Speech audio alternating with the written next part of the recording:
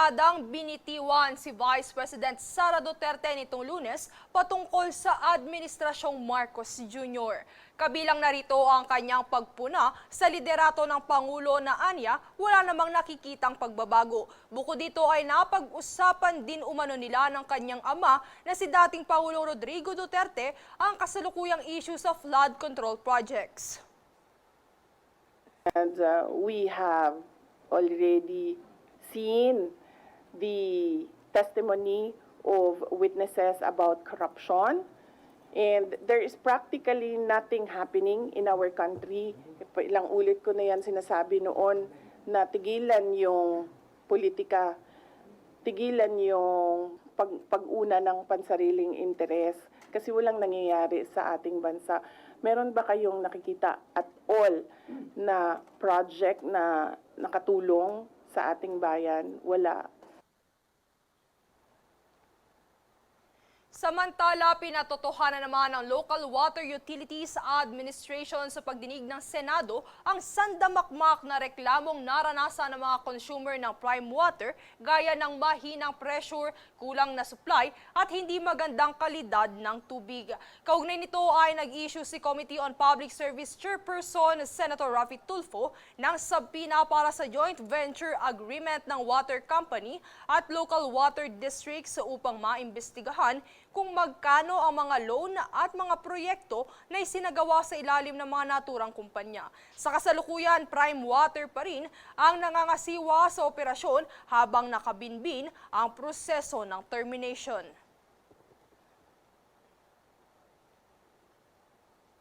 Sa iba pang ulat, si Congressman Martin Romualdez. Ito ang pangalang madalas iugnay ng ilang opisyal ng gobyerno na umano'y mastermind sa maanumalyang flood control projects, maging ng ilan pang umano'y korupsyon sa gobyerno. Narito ang detalye.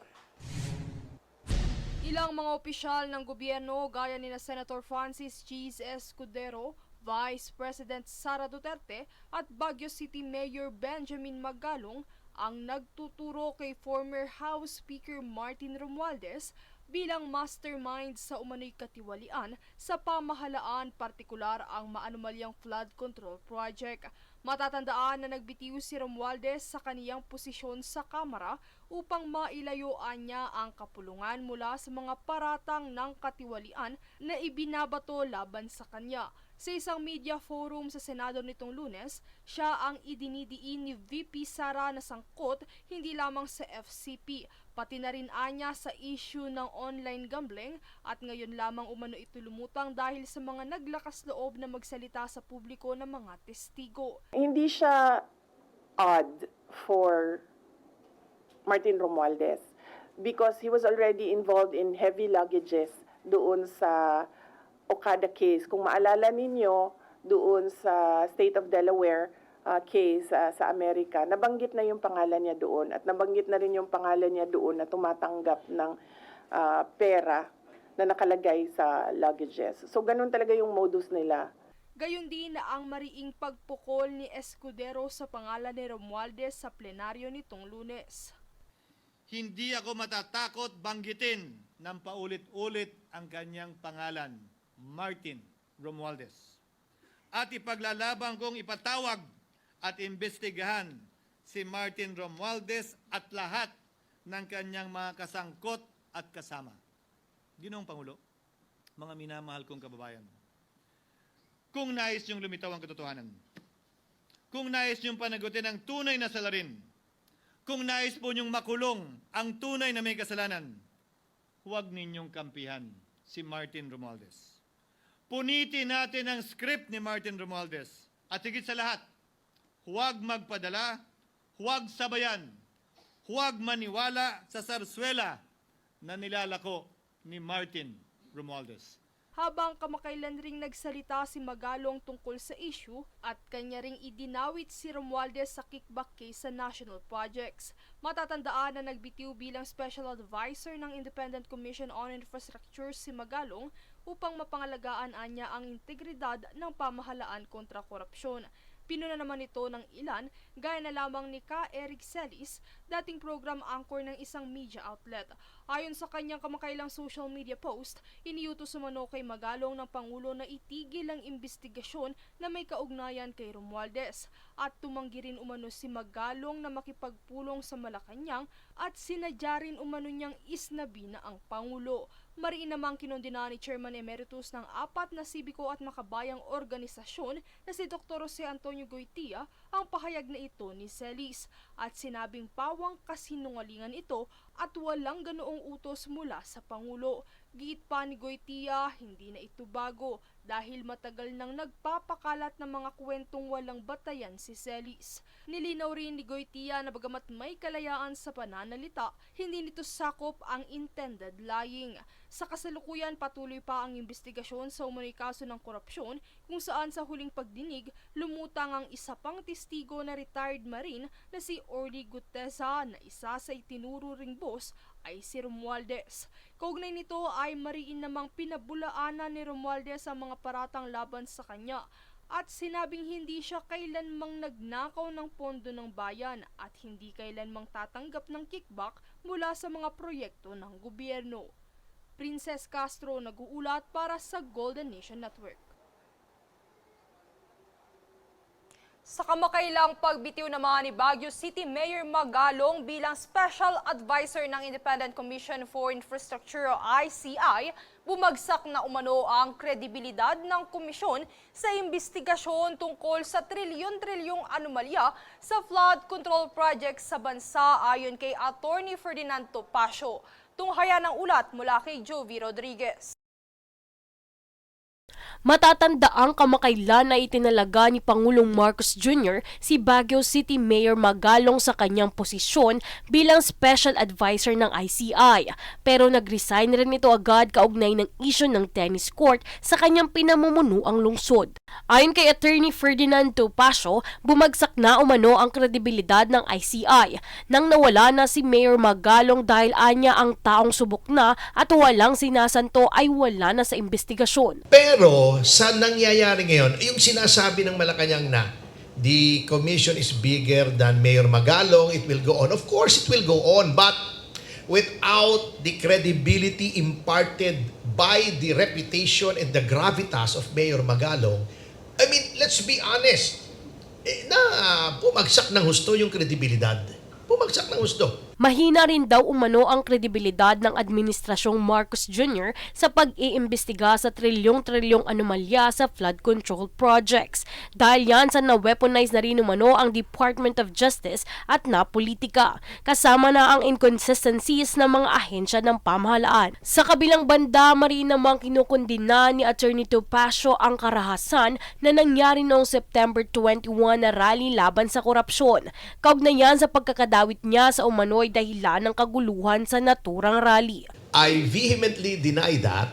Ang PDP laban po ay naglabas na ng opisyal na pahayag na amin pong itinatanggihan at kinokondena ng mariin yung karahasang nangyari noong September 21. Ang korupsyon na nangyayari sa kasalukuyan anya ay pinakamalaking korupsyon na nangyari sa kasaysayan ng bansa. Bunsod nito, ang publiko ay nararapat na makaalam ng totoong nangyayari na problema ng Pilipinas. We should never stop calling for accountability. Yan ang panawagan ni Attorney Topacio at ng mga Pilipino sa gitna ng investigasyon sa mga korupsyon na patuloy na nangyayari sa bansa. Jovi Rodriguez, nag-uulat para sa Golden Nation Network.